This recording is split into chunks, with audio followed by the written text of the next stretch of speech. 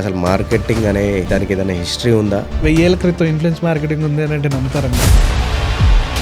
అప్పట్లో మార్కెటింగ్ ఎలా చేసేవాళ్ళు? దండోరా ఒకటి బ్యాచ్ వాళ్ళు వచ్చి నాటకాలు వేసేవాళ్ళు. రామాయణం కానీ మహాభారతం కానీ వీళ్ళందరూ వచ్చి మనం ఎలా అడ్వర్టైజ్ చేసుకోవాలి? మీ టార్గెట్ ఆడియన్స్ ఫస్ట్ ఎవరు? సెలబ్రిటీస్ని టార్గెట్ చేస్తున్నారా, లేదా కార్పొరేట్స్ని టార్గెట్ చేస్తున్నారా, యూత్ని టార్గెట్ చేస్తున్నారా? ఇవేమి చేయకుండా మీరు డైరెక్ట్గా నేను షాప్ ఓపెన్ చేసేస్తాను, నా దగ్గర కస్టమర్స్ వచ్చేస్తారు అనేది బిజినెస్ స్టార్ట్ చేసిన ఏ మార్కెట్లో మనం ఎలా లీడ్ చేయాలంటే మీ టార్గెట్ ఆడియన్స్ ఎవరు? బ్రైడల్ పోతే కార్పొరేట్సా లేకపోతే జనరల్ పీపుల్? ఇన్స్టాగ్రామ్ లో హైపులు చూస్తారనమాట.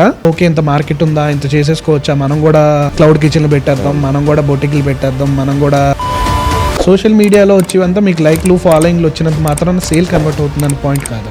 చాలా వరకు టార్గెట్ బేస్డే ఉంటుంది. చాలా మంది ఇబ్బంది పడతారని చెప్పేసి, అంటే పొద్దున్న లేస్తే వెళ్తే వాడు మార్కెట్ ఇక్కడ నుంచి ఎటు వెళ్ళిపోతారో తెలియదు. వాళ్ళని మార్కెటింగ్ ఎగ్జిక్యూటివ్స్ అంటే కంటే సేల్స్ ఎగ్జిక్యూటివ్స్ అనాలి. ఈ రోజు 100 మందికి తెలుసు, రేపు 1000 మందికి ఎలా తెలియాలి అన్న పాయింట్ ఆఫ్ వ్యూలోనే వీళ్ళు వర్క్ చేస్తారు. ఎలాంటి యాడ్, ఎలా వేరియేషన్, ఏదన్నా ఎగ్జాంపుల్ చెప్పగలుగుతారా? జూబ్లీహిల్స్ ఉంది, మన జూబ్లీహిల్స్ చెక్ పోస్ట్.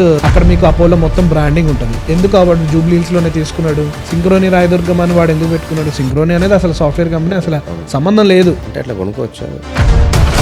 ఏది నమ్మాలి, ఏది నమ్మకూడదు. కోవిడ్ టైంలో జొమాటోకి ఒక చిన్న వైరల్ అయింది. ఫుడ్ తినేస్తున్నాడు అని చెప్పి ఒక అబ్బాయి, దాన్ని వాడు ఎంత ఒక్క నిమిషం కట్ చేస్తారు. రీసెంట్ గానే మొన్న ఇండిగో వాళ్ళది పెద్ద ఇష్యూ అయిపోయింది. 70% ఫ్లైట్లు క్యాన్సిల్ చేసేసుకొని ఇదంతా చేశారు. మార్కెట్ ని కంట్రోల్ చేసేది ఏవియేషన్ లో ఇండిగో వాళ్ళు. ఫ్రీలాన్సర్ చాలా మంది ఉన్నారు. పేమెంట్ సిస్టమ్ కానీ కొన్ని సంవత్సరాల నుంచి అది తగ్గుతూ వస్తుంది. కాంపిటీషన్ ఎక్కువైపోయింది.